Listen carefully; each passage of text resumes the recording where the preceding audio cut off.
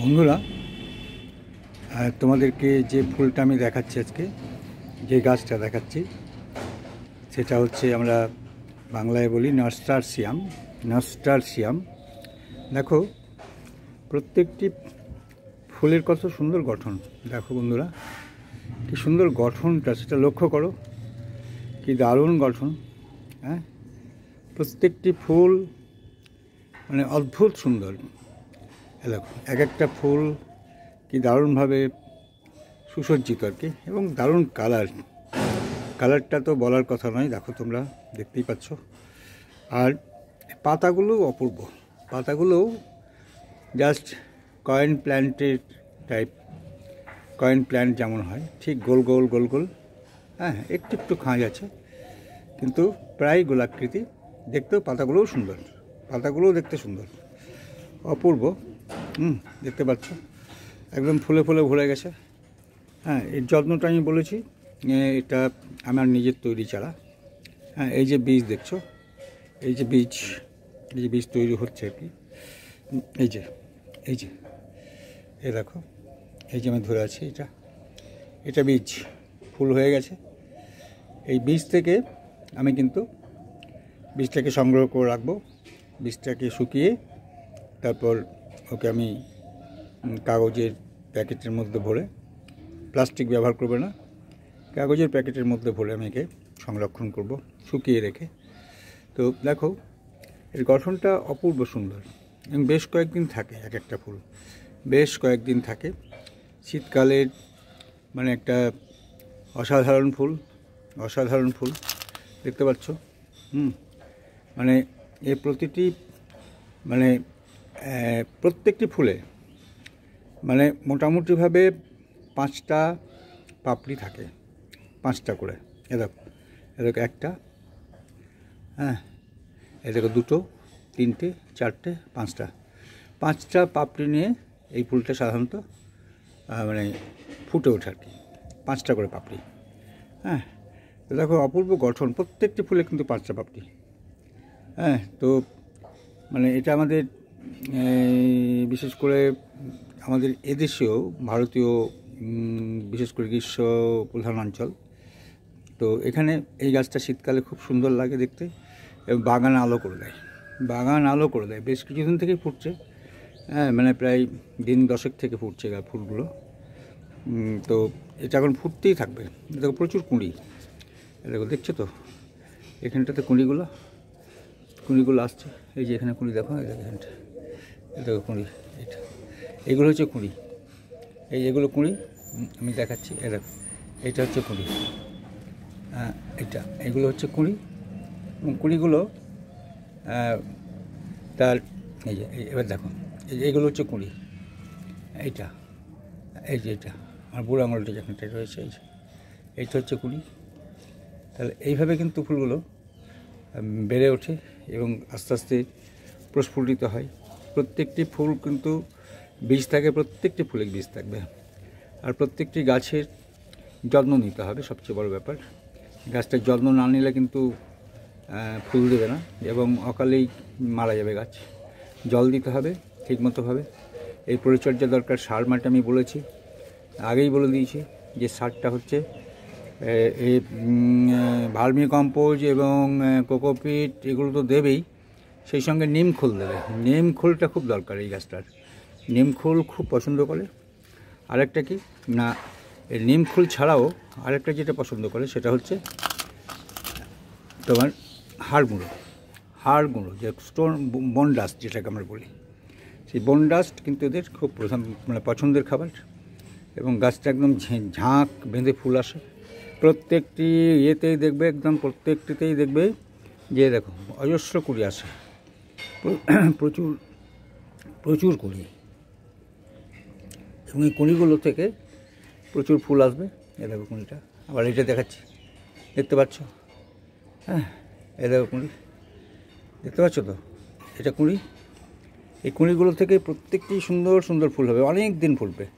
আর যদি আরেকটা কথা বলে দিই, খুব যদি রৌদ্রের তাপ পাই, নিশ্চয় রৌদ্রের তাপ দরকার, কিন্তু অতিরিক্ত রোদ যখন এসে যাবে, যখন হয়তো গ্রীষ্ম ঢুকে যাবে আর কি, মানে আফটার 15 ফেব্রুয়ারি বা 16 ফেব্রুয়ারি, তখন কিন্তু একটু ছায়াতে রাখবে গাছটাকে, একটু ছায়াচ্ছন্ন, একটু ছায়া, কারণ তখন সূর্যের তাপমাত্রাটা বেড়ে যাবে, তো সেই জন্য তখন একটু যত্ন দরকার।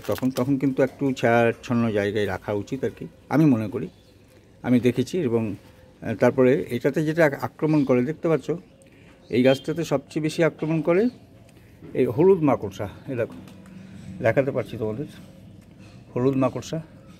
হ্যাঁ, এ দেখো এখানটায় রয়েছে। হ্যাঁ, এ দেখো, দেখতে পাচ্ছ হলুদ মাকড়সাটা?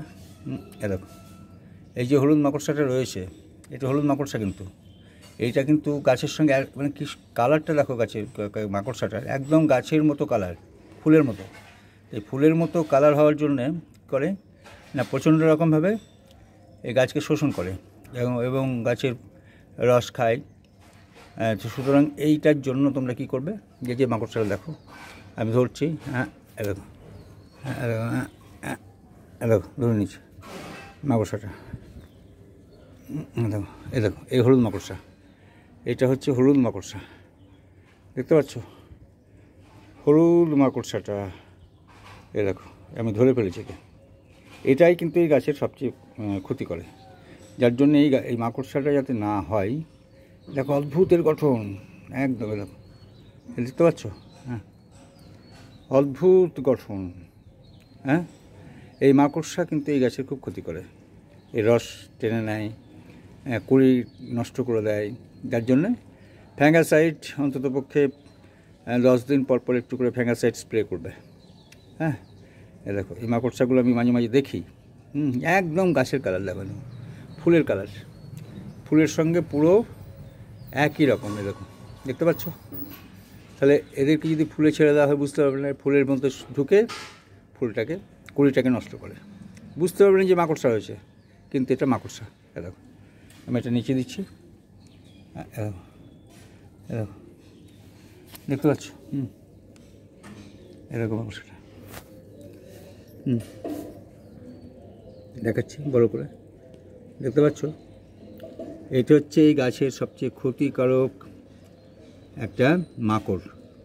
এই মাকড়টা থেকে সাবধান, এই মাকড় হচ্ছে গাছটাকে শেষ করে দেয়। সুতরাং এই গঠনটা বড় সাংঘাতিক, একদম দেখো, একদম হলুদ, দেখতে পাচ্ছ? তাহলে এইটাকে কিন্তু সাবধান, এইটা থেকে। হ্যাঁ, মানে এরা পুরোপুরি ফুলের কালার নিয়ে নেয়, যার জন্য এদেরকে একটু, এদের থেকে একটু সাবধানে থাকবে, একটু নজর দেবে গাছে, মাঝে মাঝে গাছগুলোকে এভাবে নিয়ে নিয়ে দেখবে কোথায় এরকম হলুদ মাকড় রয়েছে কিনা। হ্যাঁ, আর কোনো কিন্তু এর ক্ষতিকারক কোনো পতঙ্গ একে আক্রমণ করে না। তো এইভাবে আমরা দেখলাম যে এই গাছটাকে কীভাবে রাখবো যত্নে। আর দেখবে যে যেন ড্রাই না হয়, এই যে গোড়াগুলো, টবের গোড়াগুলো, এই যে দেখছো, এই যে টবের গোড়াগুলো আমি দেখাচ্ছি, এ দেখো, এই যে আমি দেখাচ্ছি, এ দেখো টবের গোড়াগুলো কিন্তু যেন কখনোই মানে ইয়ে না হয় একদম, সেটা কিন্তু সাবধান। আর একটা দেখে বন্ধুরা, দেখো আমার যে হাতটা যেখানে রয়েছে, দেখো নিচে কিছু শুকনো পাতা আছে, শুকনো পাতা, মরে যাওয়া পাতা। এই পাতাগুলোকে কিন্তু সবসময় তুলে ফেলবে। হ্যাঁ, তুলে ফেলবে কেন? এই পাতাগুলো থাকলে পরে গাছটা দেখতে ভালো লাগে না, কেটে ফেলবে, এমনি করে নখ দিয়ে কাটবে, এরকম হবে, এরকম নখ দিয়ে কেটে দিলাম। এইভাবে পরিচর্যাটা করবে। আর সব সময় মনে রাখবে, এই দেখো আমার মাটিটা কিন্তু স্যাঁতস্যাঁতে আছে, মাটিটা কিন্তু একবারে সেই জলে চপচপ করছে এমন নয়, হ্যাঁ, কিন্তু ভিজে থাকবে হালকা। এরা খুব বেশি জল পছন্দ করে না, হ্যাঁ, কিন্তু জল দিতে হবে, জল দাঁড়িয়ে থাকলে চলবে না। টবটা হবে খুব সুন্দর, চারিদিকে হোল থাকবে। আমি তোমাদের দেখাই, এই দেখো, হ্যাঁ, এই যে টব, এইরকম টব হবে, এরকম টবে কিন্তু গাছটা হবে। দেখছো চারিদিকে ফুটো আছে, চারিদিকে ছিদ্র, অনেক ছিদ্র আছে। এই ছিদ্রগুলো কিন্তু যেন থাকে টবে। তবে যদি বেশি ছিদ্র না থাকে তো জলটা তাড়াতাড়ি বেরিয়ে যাবে না, আর জল বেরিয়ে না গেলে তোমার গাছের ক্ষতি করবে। আর ওই মাকড় থেকে সাবধান হবে। আর আরেকটা যেটা বলছি, কীভাবে তুমি বীজটা সংগ্রহ করবে, বীজটা যখন দেখবে যে গাছটা আস্তে আস্তে শুকিয়ে যাচ্ছে, বা বীজটা দেখবে যে অনেকটা মানে কালচে হয়ে যাচ্ছে বা তামাটে হয়ে যাচ্ছে, তখন বীজটাকে কিন্তু সংগ্রহ করবে। হ্যাঁ, যেমন ধরো এই যে বীজটা দেখাই, এই যে বীজটা দেখাচ্ছিলাম, হ্যাঁ, সেই বীজটাকে আমরা কিন্তু সংগ্রহ করবো এইভাবে, মানে এই যে বীজটা, বীজটা দেখাই, এই যে বীজটা, এই যে বীজ, এই বীজটা দেখবে তামাটে হয়ে যাবে যখন পেকে যাবে। এর মধ্যে অনেকগুলো বীজ আছে, এর মধ্যে অনেক বীজ আছে, প্রায় 6-7টা বীজ তো তুমি পাবেই। এবং এই বীজগুলো সংগ্রহ করে রাখবে। বীজটাকে জাস্ট এভাবে কেটে নিলে, একদম গোড়া থেকে কাটবে, এই জায়গাটা থেকে, আমার আঙুলটা যেখানে যাচ্ছে দেখো, এই যে এইখান থেকে কাটবে, বোঁটা থেকে কাটবে, বোঁটা থেকে কেটে তারপরে শুকিয়ে নেবে। তো শুকিয়ে নেওয়ার সময় একটু লক্ষ্য করবে, যেন অনেক পাখি কিন্তু খেয়ে নিতে পারে, পাখির কিন্তু খুব প্রিয় খাবার এই বীজ, সুতরাং পাখি যাতে না খেতে পারে সেই জন্য জাল দিয়ে একটু ঢেকে দেবে। শুকিয়ে যাবে যখন, তখন এটাকে বীজগুলোকে বের করে নেবে, কাগজের মধ্যে মুড়িয়ে রেখে দেবে। অন্য প্লাস্টিক কিন্তু ব্যবহার করবে না, তাহলে বীজটা কিন্তু নষ্ট হয়ে যাবে একদম। একটা কৌটোর মধ্যে রাখবে সংগ্রহ করে, সেই কৌটোর মধ্যে রেখে তারপর তুমি সেটাকে সংগ্রহ করে রাখলে, ঠিক পরবর্তী সময়ে, পরবর্তী বছরের জন্য তুমি আবার বীজটাকে ফেললে। তো বীজটা ফেলার নিয়ম হচ্ছে ঠিক ওই নভেম্বরে বীজটাকে আস্তে আস্তে ফেলে দিলে, মাটি তৈরি করে তারপর চারা লাগালে। তো বন্ধুরা দেখলে, হ্যাঁ, যে এই গাছের যে বৈশিষ্ট্যটা আমি সেটা দেখালাম। তো তোমাদের যদি ভালো লেগে থাকে ভিডিওটা, তাহলে অবশ্যই লাইক, কমেন্ট এবং শেয়ার করবে। আর যারা নতুন আছো তারা অবশ্যই সাবস্ক্রাইব করে আমার পাশে থাকবে। আর অনেকক্ষণ তোমাদের ভিডিওটা ধৈর্য ধরে দেখার জন্য অনেক ধন্যবাদ। খুব ভালো থেকো।